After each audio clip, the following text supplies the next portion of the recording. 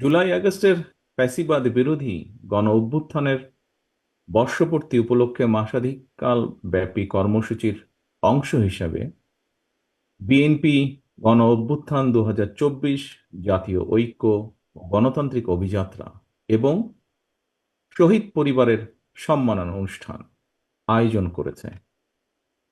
BNP আয়োজিত আজকের এই অনুষ্ঠানের সম্মানিত সভাপতি জনাব রুহুল কবির রিজভী, উপস্থিত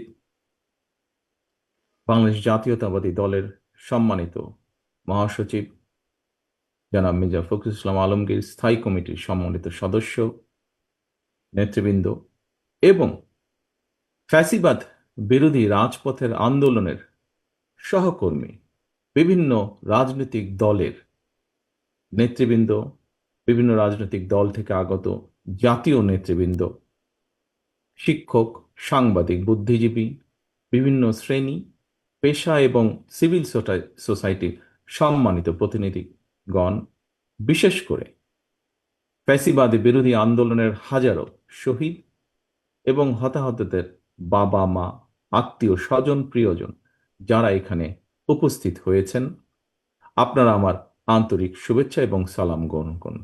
আসসালামু আলাইকুম। আজকের এই অনুষ্ঠানে আমি আমার বক্তব্যের শুরুতেই 52-এর ভাষা আন্দোলন থেকে শুরু করে বাংলাদেশের স্বাধীনতা এবং মুক্তিযুদ্ধ, স্বৈরাচার এবং ফ্যাসিবাদ বিরোধী আন্দোলনের শহীদদের প্রতি জানাই গভীর শ্রদ্ধা।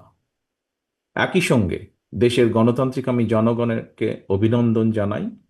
গুম, খুন, অপহরণ, জেল, জুলুম, হুলিয়া, হামলা, মামলা, ভয় কোনো কিছুই যাদেরকে গণতন্ত্র পুনরুদ্ধারের আন্দোলন থেকে বিচ্যুত রাখতে পারেনি। শহীদ পরিবারের সম্মানিত সদস্যবৃন্দ, 2024 সালের 5ই আগস্ট ফ্যাসিস্ট পলায়নের পরক্ষণে আমার দেওয়া প্রথম বক্তব্যে আমি শহীদ পরিবারের মায়েদের এবং সন্তান স্বজনদের প্রতি গভীর শ্রদ্ধা জানিয়ে কয়েকটি কথা বলেছিলাম। ফ্যাসিস্ট পতনের বছর পূর্তি এই অনুষ্ঠানে শহীদ পরিবারের সদস্যদের সম্মানে আমি আবারও খুব সংক্ষেপে আমার 5ই আগস্টের দেওয়া 1 বছর আগের সেই বক্তব্যটির দু একটি কথা উল্লেখ করতে চাই। সেদিন আমি বলেছিলাম, গণ অভ্যুত্থানে যারা তাদের প্রিয় সন্তান হারিয়েছেন, বিজয়ের ঐতিহাসিক এই মুহূর্তে আমি সেই সব মায়েদের প্রতি বিনম্র শ্রদ্ধা জানাই। গত 15 বছরের ফ্যাসিবাদী শাসনকালে এভাবে অনেক সন্তান তাদের প্রিয়তম পিতা হারিয়েছেন, অনেক স্ত্রী হারিয়েছেন তাদের প্রিয়তম স্বামীকে। গুম, খুন, অপহরণ করে অসংখ্য মায়ের বুক খালি করে দেওয়া হয়েছে। আপনাদের সন্তান স্বজনদের শহীদী মৃত্যু আর ত্যাগ তিতিক্ষায় 5ই আগস্ট আরেকটি বিজয় দেখেছে বাংলাদেশ। শহীদ পরিবারের সম্মানিত সদস্যগণ, 24-এর গণ অভ্যুত্থানে আপনার প্রিয়জন দেশের জন্য, দেশের মানুষের জন্য, গণতন্ত্রের জন্য নিজের জীবন উৎসর্গ করেছেন। একজন শহীদ শুধু আপনার স্বজন নন, তিনি জাতির গৌরব, তিনি মুক্তিকামী মানুষের প্রেরণা। সুতরাং আপনাদের স্বজন হারানোর বেদনা, আপনাদের সহ্য শক্তি, সংগ্রাম এবং সাহসের প্রতি গণতান্ত্রিকামী জনগণের পক্ষ থেকে আবারও জানাই গভীর শ্রদ্ধা ও কৃতজ্ঞতা। শহীদ পরিবারের সম্মানিত মায়েরা এবং প্রিয় ভাই ও বোনেরা, আজ আপনাদের সামনে আমি এবং আমরা সবাই আবারও একটি প্রত্যয় ব্যক্ত করতে চাই। 1971 সালে বাংলাদেশের স্বাধীনতা অর্জনের যুদ্ধে শহীদ মুক্তিযোদ্ধাদেরকে যেমন বাংলাদেশ ভোলেনি, 2024 সালে দেশ এবং জনগণের স্বাধীনতা রক্ষার যুদ্ধে বীর শহীদদেরকেও বাংলাদেশ কখনোই ভুলবে না। জনগণের রায় বিএনপি রাষ্ট্র পরিচালনার দায়িত্ব পেলে শহীদদের প্রতি শ্রদ্ধা জানিয়ে দেশের বিভিন্ন স্থাপনা, সড়ক কিংবা গুরুত্বপূর্ণ প্রতিষ্ঠানের নামকরণের ইচ্ছে আমাদের আছে।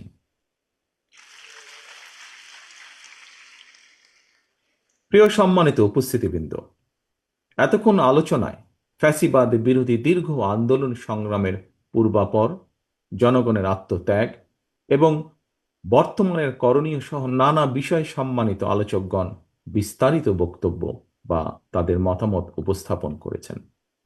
আলোচকদের বক্তব্যে যে সকল বিষয় উঠে এসেছে সেসব বক্তব্য আমি পুনরুল্লেখ করতে চাই না। তবে দেশ এবং জনগণের স্বার্থে যারা বিভিন্নভাবে আত্মত্যাগ করেছেন তাদের কাঙ্ক্ষিত বাংলাদেশ গড়ার লক্ষ্যে একজন রাজনৈতিক কর্মী হিসাবে আমি শুধু আমাদের কিছু ভাবনা এবং পরিকল্পনা আপনাদের সামনে এবং আপনাদের মাধ্যমে বাংলাদেশের জনগণের সামনে তুলে ধরতে চাই সংক্ষেপে। প্রিয় ভাই ও বোনেরা, সম্মানিত অতিথিবৃন্দ, বাংলাদেশের ঘটনাবহুল ইতিহাসের আরেকটি ঐতিহাসিক রক্তাক্ত অধ্যায় ছিল জুলাই আগস্টের গণ অভ্যুত্থান। দীর্ঘ ১.৫ দশকেরও বেশি সময় ধরে দেশ এবং জনগণের উপর চেপে বসা ফ্যাসিবাদ বিরোধী এই আন্দোলনে অসংখ্য মানুষ শহীদ হয়েছেন।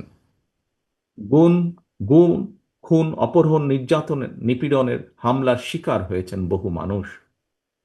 ফ্যাসিবাদী শাসন শোষণে বিগত ১.৫ দশকের গুম, খুন, অপহরণের তালিকা অনেক দীর্ঘ।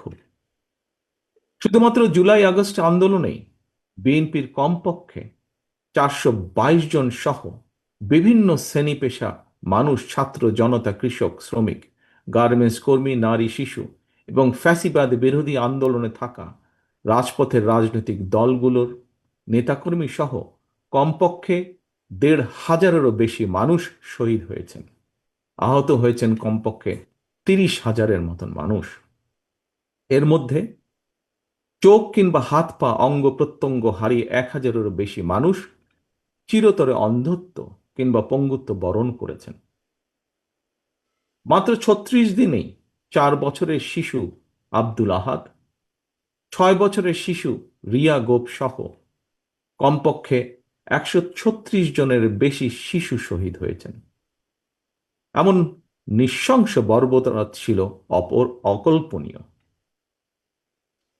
সম্মানিত উপস্থিতিবৃন্দ, ৭১-এর স্বাধীন বাংলাদেশ, ৭৫-এর ৭ই নভেম্বরের আধিপত্য বিরোধী তাবেদার মুক্ত বাংলাদেশ, ৯০-এর স্বৈরাচার বিরোধী বাংলাদেশ এবং ২০২৪-এর ফ্যাসিবাদ বিরোধী বাংলাদেশ।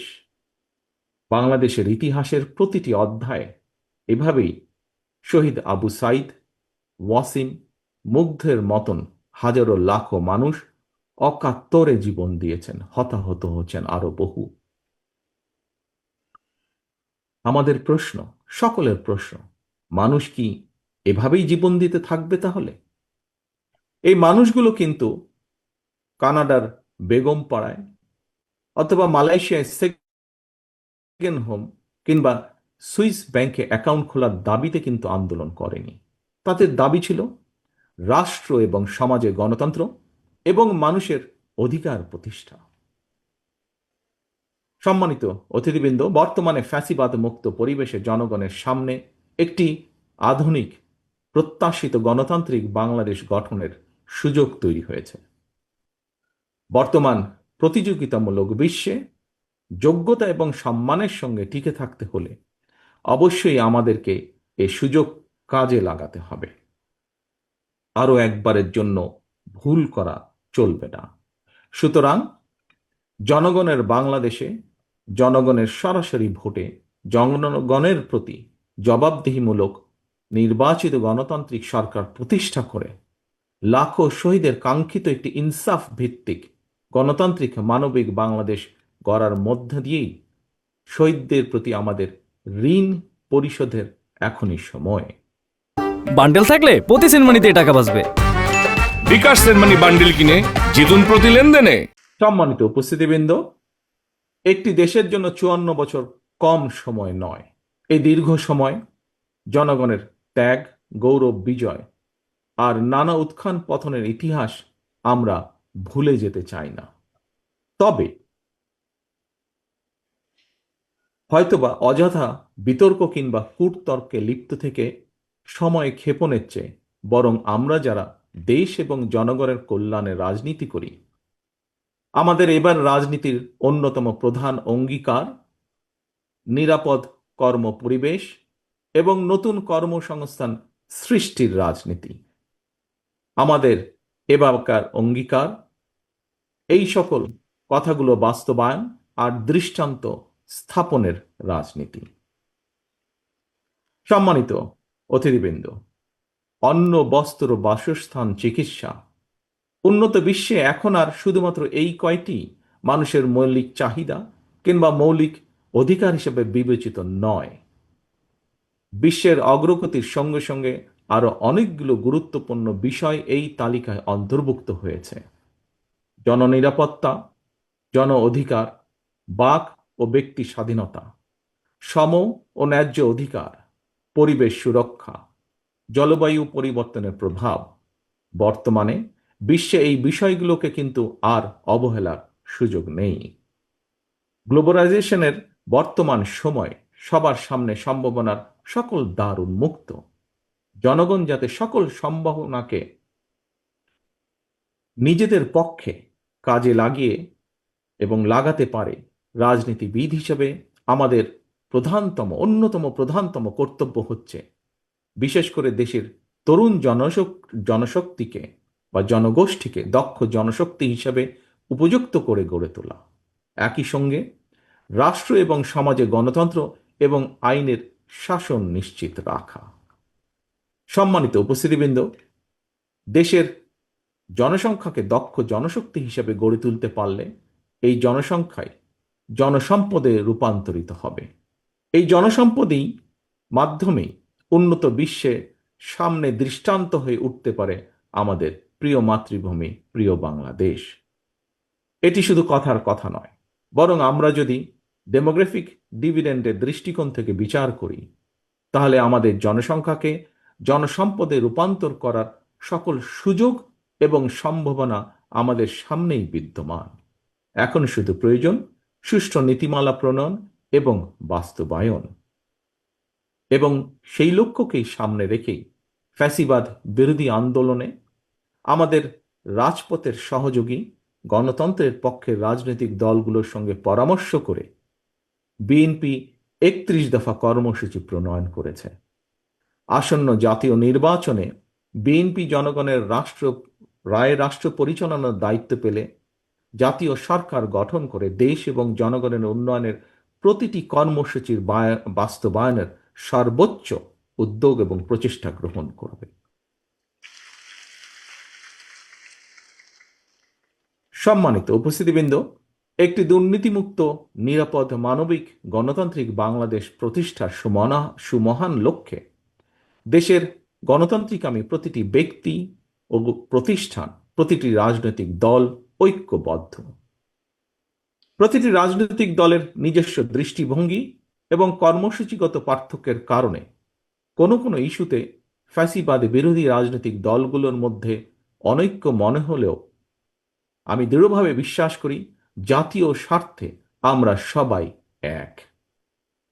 হাজারো শহীদের রত্ন স্নাত রাজপথে ফ্যাসিবাদ বিরোধী এই জাতীয় ঐক্য গড়ে উঠেছে। 5ই আগস্ট এর জ্বলন্ত উদাহরণ। প্রত্যেকটি ইস্যুতে প্রতিটি রাজনৈতিক দলের ঐক্যমত হওয়া জরুরি নয়, তবে অবশ্যই জাতীয় ইস্যুতে জাতীয় স্বার্থে ঐক্যমত থাকাটাই সবচেয়ে বেশি জরুরি। এটি গণতন্ত্রের সৌন্দর্য। আগামী দিনে আর কোনো অপশক্তি যাতে বাংলাদেশকে তাবেদার রাষ্ট্রে পরিণত করার দুঃসাহস না দেখায়, সংবিধান লঙ্ঘনকারী পরাজিত পলাতক তাবেদার অপশক্তি যাতে আর মাথাছাড়া দিয়ে উঠতে না পারে, দেশ এবং জনগণের স্বার্থের বিরুদ্ধে আর কেউ যাতে অপতৎপরতা চালাতে না পারে, আমি দৃঢ়ভাবে বিশ্বাস করি, আমাদের দল বিএনপি বিশ্বাস করে, এইসব বিষয় ফ্যাসিবাদী বিরোধী জাতীয় ঐক্য অটুট রয়েছে, ভবিষ্যতেও তা অটুট থাকবে ইনশাল্লাহ। সম্মানিত অতিথিবৃন্দ, আমি এবং আমার দল বিএনপি আমরা দেশে গণতান্ত্রিক রাজনৈতিক বিধি ব্যবস্থাকে এমন একটি চিরস্থায়ী ভিত্তির উপরে প্রতিষ্ঠিত করতে চাই, যেখানে রাজনৈতিক দল এবং সরকারের সকল রাজনৈতিক ক্ষমতার নিয়ন্ত্রক থাকবে জনগণ।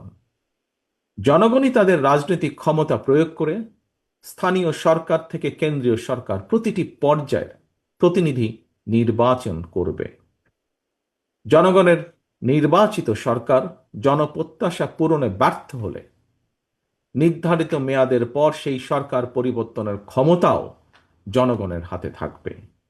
জনগণের রাজনৈতিক ক্ষমতায়ন নিশ্চিত করে এভাবে জনপ্রতিনিধিদেরকে জনগণের মুখাপেক্ষী করে দেওয়া গেলে রাষ্ট্র এবং রাজনীতিতে দুর্নীতি এবং দুর্বার্তনের প্রবণতা কমে আসবে বলে আমি দৃঢ়ভাবে বিশ্বাস করি।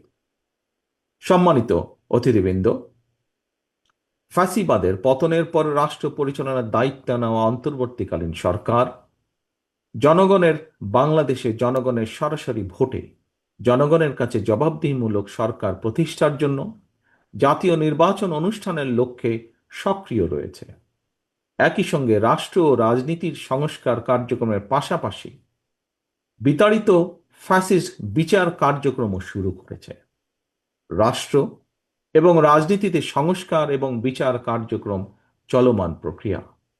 রাষ্ট্র এবং সমাজে গণতন্ত্র এবং আইনের শাসন নিশ্চিত রাখার স্বার্থে জনরায় নির্বাচিত ভবিষ্যৎ গণতান্ত্রিক সরকারও অন্তর্বর্তীকালীন সরকারের শুরু করা কার্যক্রম অব্যাহত রাখবে আমি দৃঢ়ভাবে বিশ্বাস করি।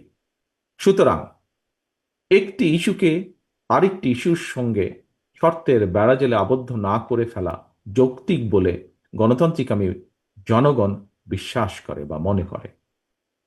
প্রিয় রাজনৈতিক নেতৃবৃন্দ, প্রিয় রাজনৈতিক সহকর্মীবৃন্দ, অন্তর্বর্তীকালীন সরকারের সংস্কার কার্যক্রমে বিভিন্ন রাজনৈতিক দল চিন্তাভাবনা করেই সংস্কার প্রস্তাব দিয়েছেন। আমি দৃঢ়ভাবে বিশ্বাস করি দেশ এবং জনগণের কল্যাণে প্রতিটি রাজনৈতিক দলই যার যার বিবেচনায় উত্তম প্রস্তাবটাই উপস্থাপন করেছেন। তবে প্রস্তাব ভালো হলেও সকল প্রস্তাব বাংলাদেশের প্রেক্ষাপটে বা বর্তমান প্রেক্ষাপটে বাংলাদেশের জন্য উপযোগী কিনা সেটি বিবেচনা করার জন্য আপনাদেরকে আমি বিনীত আহ্বান জানাব। কোনো কোনো রাজনৈতিক দল সংখ্যানুপাতিক নির্বাচনী ব্যবস্থার দাবি তুলেছেন।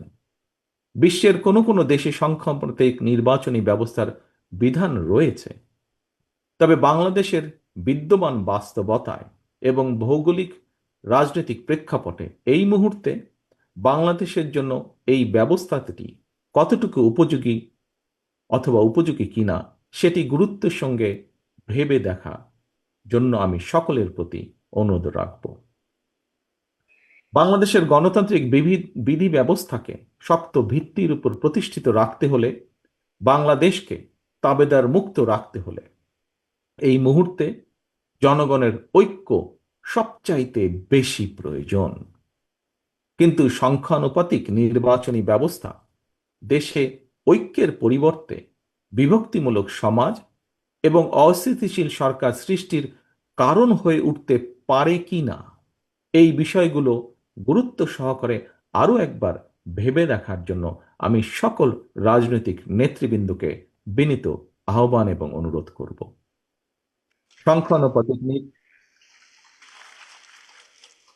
সংখ্যানুপাতিক নির্বাচনী ব্যবস্থার আড়ালে পুনরায় দেশের রাজনীতিতে নিজেদের অজান্তেই পতিত পরাজিত পলাতক ফ্যাসিস্ট অপশক্তির পুনর্বাসনের পথ সুগম করে দেওয়া হচ্ছে কিনা এই বিষয়টিও আমাদের প্রত্যেকের অত্যন্ত সিরিয়াসলি ভাবা দরকার। আমি মনে করি নিত্য নতুন ইস্যু যদি আমরা সামনে নিয়ে আসতে থাকি, এর সুযোগে ষড়যন্ত্রকারীরা আবারও মাথা চাড়া দেওয়ার সুযোগ পাবে। গণতান্ত্রিক রাজনৈতিক দলের প্রিয় সহকর্মীবৃন্দ, অন্তর্বর্তীকালীন সরকারের পক্ষে জনগণের প্রতিদিনের সমস্যা সমাধান লাঘব করা সম্ভব নয়। জনগণের সমস্যা সম্ভাবনার কথা তাদের কাছে পৌঁছানোরও তেমন কোনো মাধ্যম নেই রাজনৈতিক দলগুলোর যেমন থাকে। সুতরাং সংস্কারের ইস্যু নিয়ে আমরা যদি অন্তর্বর্তীকালীন সরকারকে ব্যস্ত রাখি, তাহলে হয়তো বা সেটি জনগণকে তাদের রাজনৈতিক এবং অর্থনৈতিক অধিকার থেকে বঞ্চিত রাখতে পারে। যেসব বীর সন্তানেরা বাংলাদেশের জন্য অকাতরে জীবন বিলিয়ে দিয়েছেন, যেসব মানুষগুলো চোখ হারিয়ে চিরতরে অন্ধ হয়ে গিয়েছেন, হাত পা অঙ্গ প্রত্যঙ্গ হারিয়ে পঙ্গুত্ব বরণ করেছেন, মাসের পর মাস বাধ্য হয়ে হাসপাতালে চিকিৎসাধীন রয়েছেন, তাদের এই আত্মত্যাগকে বিবেচনায় নিয়ে আমি বিএনপি সহ বাংলাদেশের প্রতিটি গণতান্ত্রিক রাজনৈতিক দলের নেতা কর্মী এবং সমর্থক শুভাকাঙ্ক্ষীদের দৃষ্টি আকর্ষণ করে একটি আহ্বান জানিয়ে বলতে চাই, আসুন আমরা যিনি যার ইচ্ছা মতন শর্তের তালিকা না বাড়িয়ে শহীদদের চেতনায় বাংলাদেশকে উপলব্ধি করি। চোখ হারানো যোদ্ধার অন্তর্দৃষ্টি দিয়ে বাংলাদেশকে দেখার চেষ্টা করি। চিকিৎসাধীন এবং আহতদের আর্তনাদের সঙ্গে একত্রিত হয়ে শহীদদের আকাঙ্ক্ষার আলোয় বাংলাদেশকে আমরা গড়ে তুলি।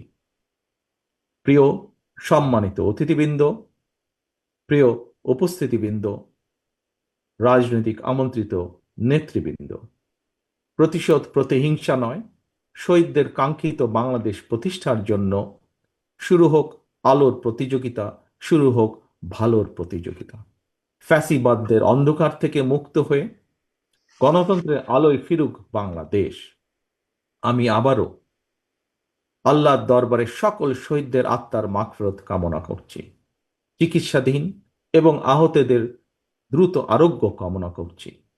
গণ অভ্যুত্থানের বছর পূর্তির মাসব্যাপী অনুষ্ঠানের আজ শুভ উদ্বোধন হলো।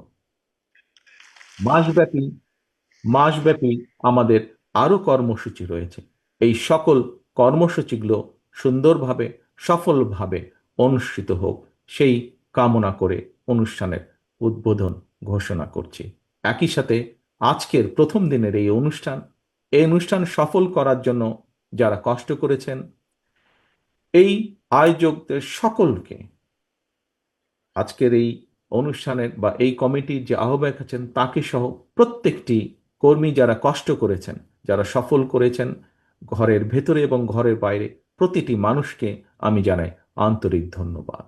সকলের সুস্বাস্থ্য কামনা করে আমাদের প্রত্যাশিত বাংলাদেশ গড়ে তোলার প্রত্যাশা রেখে সকলের কাছে বিদায় নিয়ে আমার বক্তব্য শেষ করছি। আল্লাহ হাফেজ। বাংলাদেশ জিন্দাবাদ। বাংলাদেশ জাতীয়তাবাদী দল জিন্দাবাদ।